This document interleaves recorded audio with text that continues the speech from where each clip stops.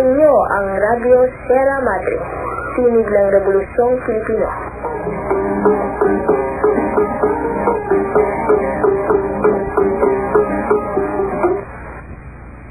Magandang hapon po sa lahat ng tagapakinig.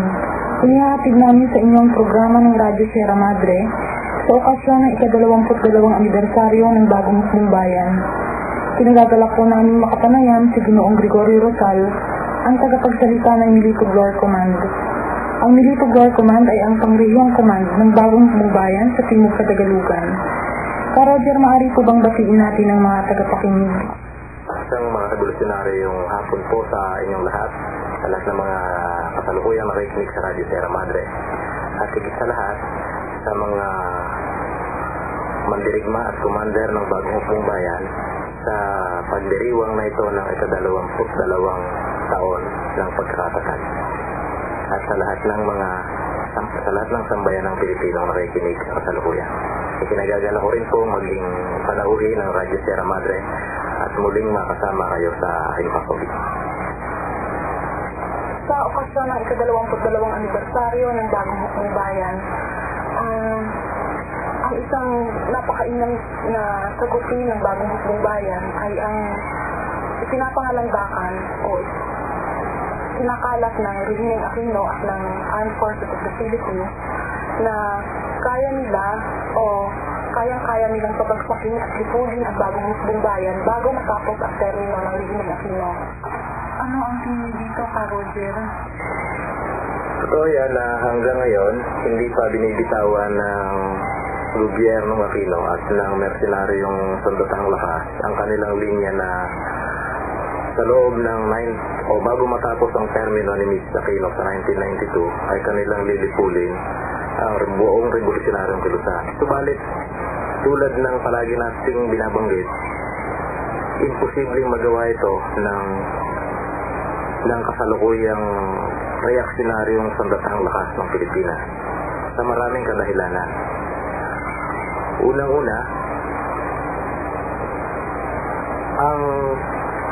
ang pinagpunyagian, ang pinamuhunanan ng buong revolusyonaryong kilusan ang naitayo nitong hukbong bayan na ngayon nga ay nasa ika-22 taon na.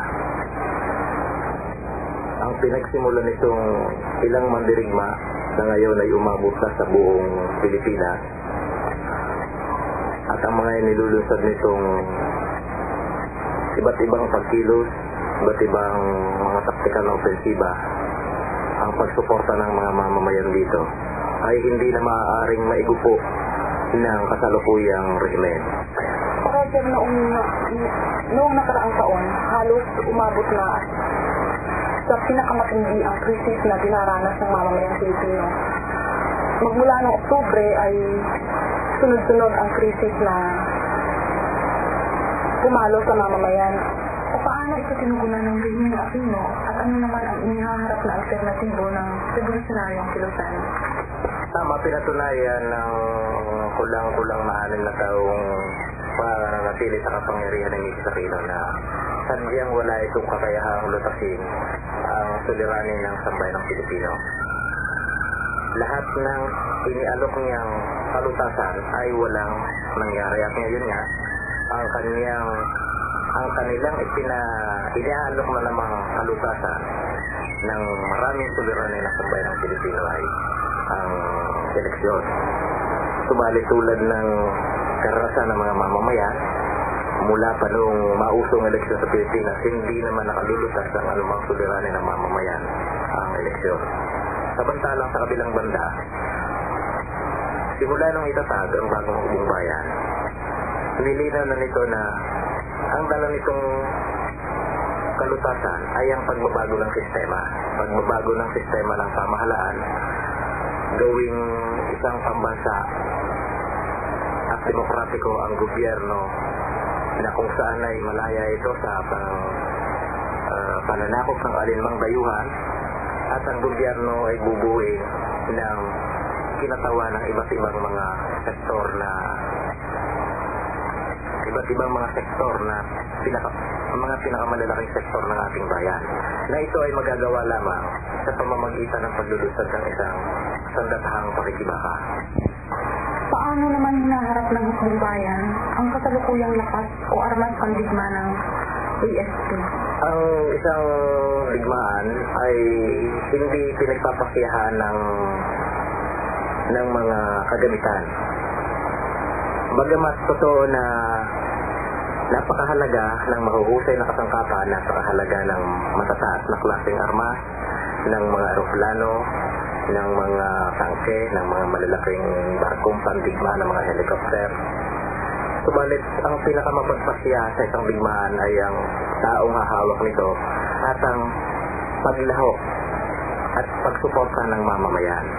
Kahit na ang isang pinakamakapangyarihang hukbo, pinakamalakas o pinakamaunlad ang kasangkapang hukbo, kung ito naman ay hindi susuportahan ng mamamayan, hindi ito magtatagumpay. At ito'y napatunayan na sa karanasan ng maraming mga bansa na nagtangkang lumaban o naging matagumpay sa kanilang paglaban sa mga bansang nanakop sa kanila. Paano tinitingnan ng Kilusan ang kasalukuyang pagkakahati at demoralisasyon sa reaksyonaryong militar? Yung sinasabi nating pagkakahati-hati, siguro magdagdag lang tayo ng pagpapalalim doon dahil napakahalaga sa isang hukbo ang magkakaisa at kumikilos ayon sa isang kumpas. Noong panahon ni Marcos, kahit na pamparote rin ang ipinaglalaban ng sandatahang lakas ni Marcos, pero ito ay ito ay nagkakaisa. Ito'y sumusunod na lahat sa kagustuhan ni Marcos. Subalit ngayon ay napakaraming interes na sinusunod ang sandatahang lakas. Kaya ang isang hukbong katulad niyan ay imposibleng makagapi ng isang revolusyonaryong hukbo sa isang digmaan. Isang pinakamapagpasya ay ang paglaho o pagsuporta ng taong bayan. Ang bagong hukbong bayan ay hindi maaaring tumagal ng 22 taon. Hindi nito mapalalaki at mapalalakas ang hukbong bayan kung hindi ito ay sinusuportahan at tuwirang nilalahapan ng mamamayan. Roger, maaari ba kayong mag-iwan ng panghuling pananalita? 2 punto ang nais kong ipaabot sa ating mga tagapakinig. Una, ang pinakamahusay na magagawa ng bawat isang Pilipino, siyempre ang aktual na paglahok sa sandatahang pakikibaka. Hinihiling namin sa bawat mamamayang Pilipino o bawat pamilyang Pilipino na ibigay sa bagong hukbong bayan ang pinakamahuhusay nilang mga anak upang maging mga mandirigma at komandar ng bagong hukbong bayan. Pangalawa, siyempre hindi naman lahat ng mga mamamayan ay makakalahok yan sa sandatahang pakikibaka. Maaari tayong mag-ambag ng mga material na tulong. Maaari tayong bumuo ng iba't ibang mga organisasyong tuwiran at dituwirang tumutulong sa pagsusulong ng sandatahang pakikibaka. Pero basta't lumahok ang mamamayang Pilipino, katulad ng naging support at paglahok nito sa nakaraang 22 taon, ay walang dahilan upang ang revolusyonaryong pakikibaka ay tumungot madala natin sa ganap na tagumpay na tinatarget nating makamit sa loob ng dekadang ito. Maraming salamat ka, Roger. Napakahusay ng mga puntong inyong nilinaw.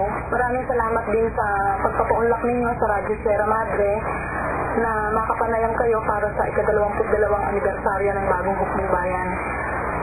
At sa lahat ng mga tagapakinig, napakinggan po natin si kasamang Gregorio Rosal ng Benito Glor Command. Inaasahan po namin na makapagbibigay sa inyo ito ng puspusang pag-unawa sa mga pinaglalaban at tinguhin ng bagong hukbong bayan.